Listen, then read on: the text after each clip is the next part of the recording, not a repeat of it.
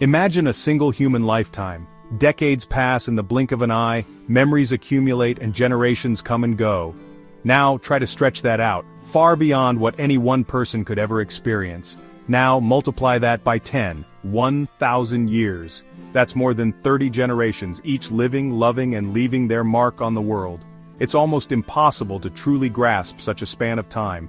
The Byzantine Empire, the eastern half of Rome, endured for that long from the 4th to the 15th century. It witnessed the rise and fall of kingdoms, the birth of new religions, and the shifting tides of history. If all of human civilization were a single year, Byzantium would fill a huge part of that calendar. Its story would stretch across months, not just days, shaping the very fabric of our shared past. It survived relentless threats: Goths, Huns, Persians, Arabs, Slavs, Crusaders, and finally the Ottomans. Each wave of invaders brought new challenges, testing the empire's strength and resolve.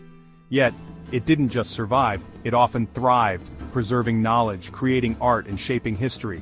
Its scholars copied ancient texts, its artists crafted shimmering mosaics, and its thinkers debated the mysteries of faith and science. How did it last so long? There's no single answer. The secret lies in a complex web of choices, traditions, and innovations woven over centuries. The empire's resilience was a system: formidable defenses, clever leadership, shared faith, and a rich culture. These pillars supported a society that could weather storms and adapt to change. These elements worked together, allowing Byzantium to bend without breaking and adapt without losing its core. Like a living organism, it evolved, sometimes slowly, sometimes in great leaps. Our journey today is to explore these pillars of endurance. We'll trace the footsteps of emperors, soldiers, and citizens who shaped this remarkable civilization. We'll stand before the mighty walls of Constantinople, listen to imperial whispers, and imagine the hopes and fears that echoed through marble halls, and we'll feel the force of a shared belief, a faith that united people across continents and centuries, inspiring devotion and resilience. We'll uncover the machinery that kept this empire running for over 1,000 years, from the humblest scribe to the most powerful emperor. It's a story of survival, innovation, and a legacy that bridged the ancient and modern worlds. Let's begin our exploration. Scene transition. At the heart of Byzantium stood Constantinople, a city that for over 1,000 years was the envy of empires and the prize of conquerors. Its strategic location made it a crossroads of continents, cultures, and commerce, but it was the city's formidable defenses that truly set it apart. Protected by its legendary walls, Constantinople became a beacon of security and stability in a turbulent world. The Theodosian walls were a marvel of engineering, a triple line of defense that included a deep moat, an outer wall lined with battlements and arrow slits for archers to rain down arrows on attackers, and a massive inner wall, reinforced with imposing towers that loomed over the landscape. For centuries, these walls repelled siege after siege, turning back armies and siege engines alike. Invaders from east and west, Persians, Arabs, Avars, and even Crusaders, all tested their strength against these defenses, and failed. Their psychological impact was immense, projecting invincibility and buying the empire precious time. The sight of the walls alone could sap the morale of even the most determined besiegers.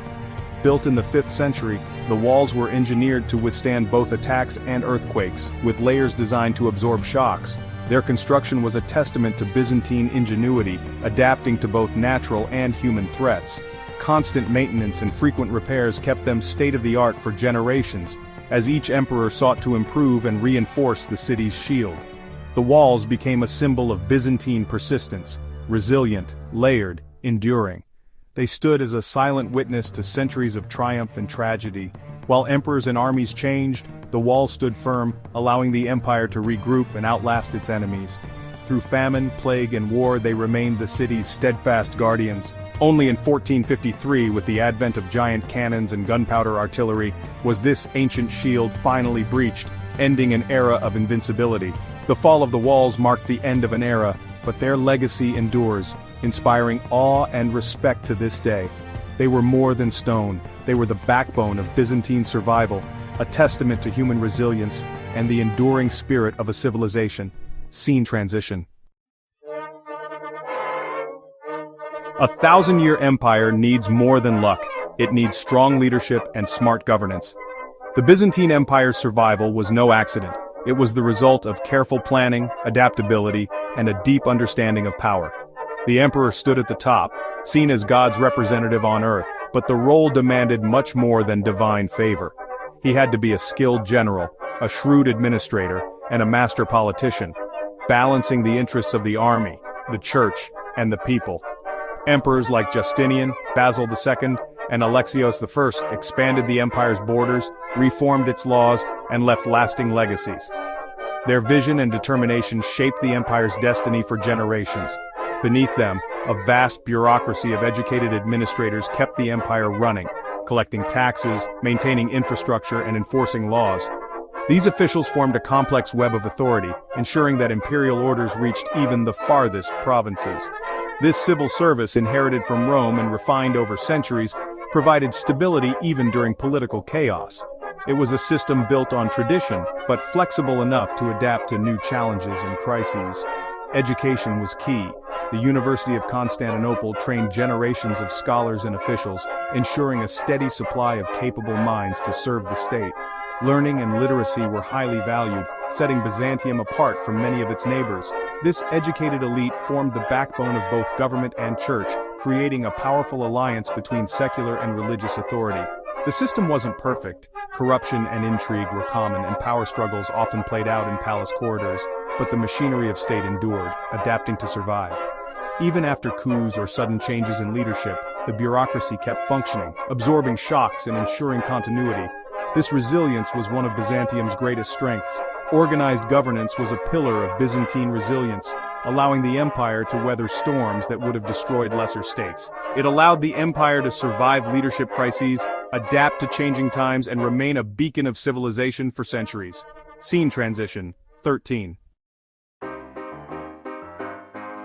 The Byzantines knew that not all battles are fought with swords. They mastered diplomacy, using negotiation, bribery, and alliances to outmaneuver enemies. Lavish gifts and titles turned potential foes into allies, often at a fraction of the cost of war. They played neighboring tribes against each other, keeping threats divided and weak. The Bureau of Barbarians managed this web of intrigue, gathering intelligence and orchestrating diplomatic moves. Espionage was vital. Merchants, priests, and ambassadors served as spies, reporting on enemy plans and new technologies. This intelligence allowed Byzantium to anticipate and neutralize threats before they reached its borders. Diplomacy and espionage created a buffer of client states, absorbing the first shock of invasions. This pragmatic approach was a key secret to their thousand-year survival. Scene transition. An empire runs on money, and Byzantium's economy was a powerhouse. The gold solidus coin, stable for over 7 centuries, became the international currency of its age. Constantinople's location at the crossroads of Europe and Asia made it a hub for global trade. The empire grew wealthy by taxing goods flowing between East and West. State workshops produced luxury goods like the famous purple silks reserved for the elite. Agriculture in Anatolia and Egypt fed the population and provided a stable tax base. Sophisticated land surveys and tax collection kept revenue flowing. Economic strength gave Byzantium resilience, funding armies, rebuilding after disasters, and supporting diplomacy. When key regions were lost, the blow was severe, showing how vital the economy was to survival. A stable coin and vibrant trade were as crucial as any wall or army. Scene transition. Imagine facing the Byzantine navy, and suddenly, your ship is engulfed in unquenchable fire. Greek fire, a secret weapon, terrified enemies and secured Byzantine control of the seas. Its formula was a closely guarded secret, lost to history, but it burned fiercely even on water. Delivered through siphons or grenades, it destroyed entire fleets and demoralized attackers. Greek fire played a decisive role in repelling massive Arab sieges of Constantinople. This innovation gave Byzantium naval supremacy for centuries, protecting trade in the capital. Greek fire was a symbol of Byzantine ingenuity, combining science, secrecy, and strategy. It was a key tool in the empire's survival kit. Few weapons in history inspired such fear or had such impact. Scene transition. What united the Byzantines for 1,000 years? Their shared Orthodox Christian faith. After Constantine's conversion, Christianity became central to Byzantine identity and purpose. The emperor was both ruler and spiritual leader, fusing church and state. Faith permeated daily life, from grand ceremonies in Hagia Sophia to humble village prayers. Icons and rituals created a powerful social glue, binding diverse peoples together. Missionaries spread orthodoxy, extending Byzantine influence far beyond its borders. Despite internal religious disputes and the Great Schism with Rome, faith gave Byzantium unity and resilience. It shaped their sense of destiny and helped them endure centuries of hardship. Scene transition.